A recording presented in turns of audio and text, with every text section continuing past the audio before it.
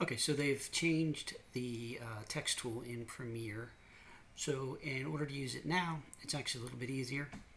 You're just going to find the text tool in your tool palette. If that's not showing for some reason, you can go to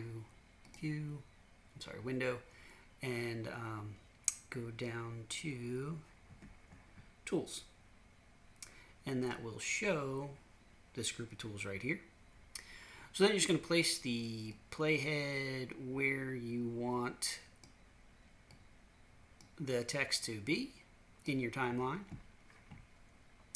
You're going to select the type tool, and you're going to go up into your program window, and you're going to click and drag.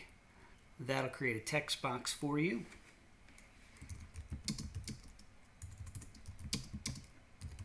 You can then type whatever you want to type. And then once you've done that, you can control the type. If I highlight that type and then I go to my Effect Controls tab and I open up the text window, or the text arrow, and now I can control all the things about the font that you might ever want to control. So you can control things like your font. So if I wanted a different font, I could choose that.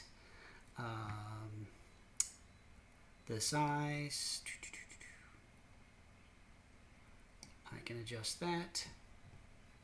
Fill color, stroke color, and so on and so forth. You'll see lots of different things that you can change about the text. Okay, so that's a basic overview of how to put text in there. But you can also control how long the text is up on screen by just dragging the clip out longer. And now it'll say this is a dog over all those things. Okay, so this is just like any other clip now. You can do with it as you please, or if you don't want it at all, you can always hit delete. Thanks, guys.